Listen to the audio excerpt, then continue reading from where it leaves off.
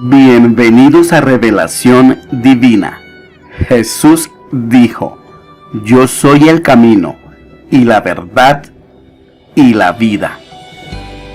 Reflexión bíblica útil para nuestra vida.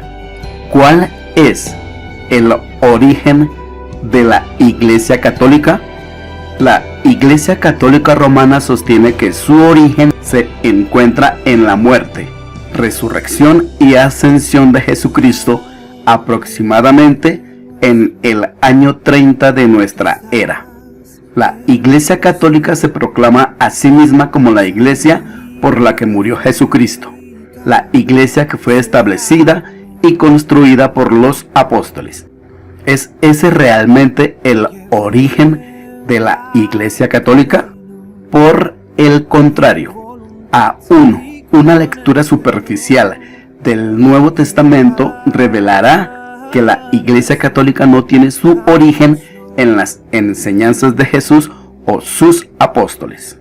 En el Nuevo Testamento no hay mención del papado, la veneración o adoración de María, o de la Inmaculada Concepción de María, la perpetua virginidad de María, la ascensión de María o María como corredentora y mediadora, las peticiones a los santos en el cielo por su intercesión, la sucesión apostólica, las ordenanzas de la Iglesia funcionando como sacramentos, el bautismo infantil, la confesión de pecados a un sacerdote, el purgatorio, las indulgencias o la autoridad paralela de la tradición eclesiástica y la escritura.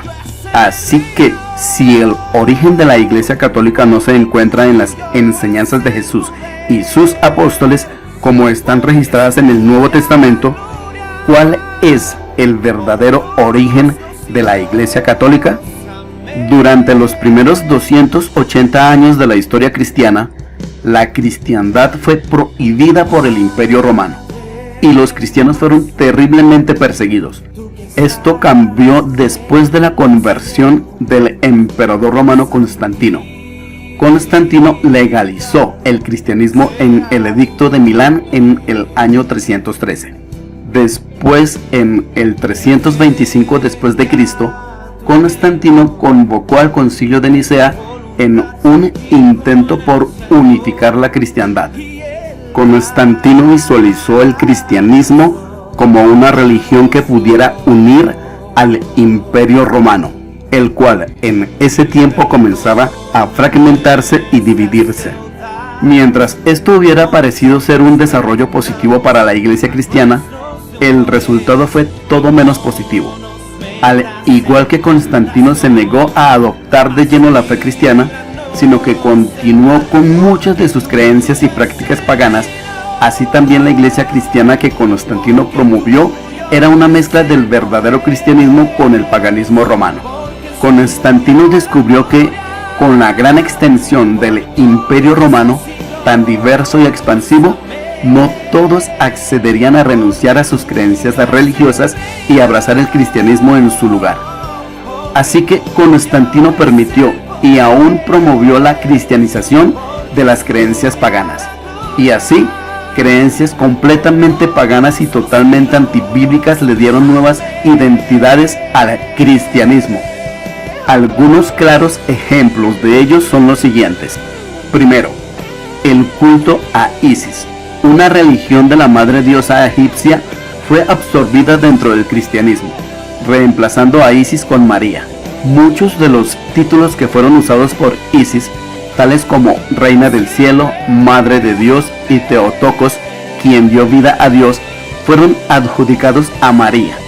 Se le concedió a María un exaltado papel en la fe cristiana, mucho más allá de lo que la Biblia describe de ella, para atraer a los adoradores de Isis a la fe, que de otro modo no hubieran adoptado. Las primeras claras señales de la Mariología católica ocurrieron en los escritos de Origen, quien vivió en Alejandría, Egipto, el cual resultaba ser el punto focal de la adoración a Isis. Segundo, el mitraísmo era una religión en el Imperio Romano del primero hasta el quinto siglo después de Cristo. Era muy popular entre los romanos, especialmente entre los soldados romanos, y posiblemente fue la religión de muchos emperadores romanos. Mientras que nunca se le concedió un estatus oficial al mitraísmo, en el Imperio Romano fue de hecho la religión oficial, hasta que Constantino y los siguientes emperadores romanos reemplazaron el mitraísmo con el cristianismo. Una de las características claves del mitraísmo era una comida de sacrificio, la cual consistía en comer la carne y beber la sangre de un toro. Mientras el dios del mitraísmo estaba presente en la carne y la sangre del toro, y cuando eran consumidas, se otorgaba la salvación a aquellos que tomaban parte en la comida del sacrificio. Teofagia, la práctica de comer el cuerpo de un dios. El mitraísmo también tenía 7 sacramentos, haciendo que las similitudes entre el mitraísmo y el catolicismo romano sean demasiadas para ser ignoradas. Constantino y sus sucesores fundaron un fácil sustituto de la comida sacrificial del mitraísmo en el concepto de la Cena del Señor, la comunión católica. Tristemente, algunos de los primeros cristianos comenzaron a añadir el misticismo a la Cena del Señor, rechazando el concepto bíblico de un simple acto de adoración y recordatorio de la muerte y derramamiento de sangre de Cristo. La romanización de la Cena del Señor hizo la transición a una consumación del sacrificio de Jesucristo, conocido ahora como la Misa Católica, la Eucaristía. Tercero, la mayoría de los emperadores romanos y ciudadanos eran enotistas. Un enotista es alguien que cree en la existencia de muchos dioses, pero que tiene un enfoque primario en un dios en particular, o considera a un dios en particular como supremo sobre los otros dioses. Por ejemplo, el dios romano Júpiter era supremo sobre el panteón, la totalidad de los dioses romanos. Los marinos romanos con frecuencia eran adoradores de Neptuno, el dios de los océanos.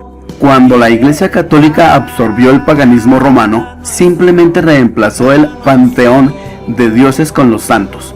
Así como el panteón de dioses romanos tenía un dios del amor, un dios de la paz, un dios de la guerra, un dios de la fuerza, un dios de la sabiduría, etc., la Iglesia Católica tiene un santo que está a cargo de cada una de estas características, y existen muchas otras categorías. Igualmente, así como muchas ciudades romanas tenían un dios específico para la ciudad, también la Iglesia Católica provee sus santos patrones para las ciudades. Cuarto, la supremacía del obispo romano, el papado, fue creado con la ayuda de los emperadores romanos, siendo la ciudad de Roma el centro de gobierno del Imperio Romano. Y con los emperadores romanos viviendo en Roma, la ciudad de Roma se levantó como preeminencia en todas las facetas de la vida. Constantino y sus sucesores dieron su apoyo al obispo de Roma como el supremo gobernante de la Iglesia. Desde luego, era mejor para la unidad del Imperio Romano que el gobernante y la sede de la religión se encontraran centrados en el mismo lugar. Mientras que muchos otros obispos y cristianos se resistieron a la idea de que hubiera un obispo romano supremo. Eventualmente, el obispo romano se elevó a la supremacía a través del poder y la influencia de los emperadores romanos. Cuando el Imperio Romano se colapsó, los papas tomaron el título que previamente había pertenecido a los emperadores romanos, Pontificus Maximus. Se pueden dar muchos otros ejemplos, pero estos 4 pueden ser suficientes para demostrar el verdadero origen de la Iglesia Católica. Desde luego, la Iglesia Católica Romana niega el origen pagano de sus creencias y prácticas. La Iglesia Católica disfraza sus creencias paganas bajo capas de complicada teología. La Iglesia Católica excusa y niega su origen pagano tras la máscara de la tradición eclesiástica, reconociendo que muchas de sus creencias y prácticas son totalmente ajenas a la Biblia. La Iglesia Católica está forzada a negar la autoridad y suficiencia de las Sagradas Escrituras. El origen de la Iglesia Católica es el trágico compromiso del cristianismo con las religiones paganas que la rodeaban.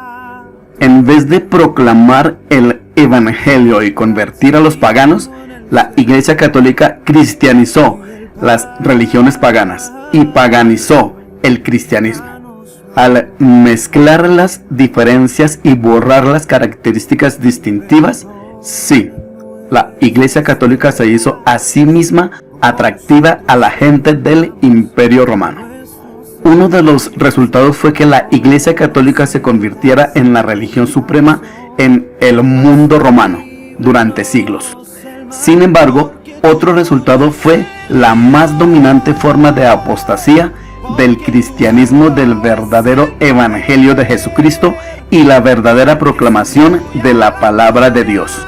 Segunda de Timoteo 4:3 al 4 declara: porque vendrá tiempo cuando no sufrirán la sana doctrina, sino que teniendo comezón de oír, se amontonarán maestros conforme a sus propias concupiscencias y apartarán de la verdad el oído y se volverán a las fábulas. Amigos y amados en Jesús, así hemos llegado al final de nuestra reflexión bíblica. ¿Cuál es el origen de la Iglesia Católica? Espera todos los domingos un nuevo video con revelación divina. Todos los domingos estaremos subiendo un nuevo video de gran contenido. Suscríbete a Revelación Divina en el botón rojo de YouTube. Visita nuestro canal. Aquí encontrarás contenido de gran valor. Comparte y comenta. Gracias. Gracias. Gracias.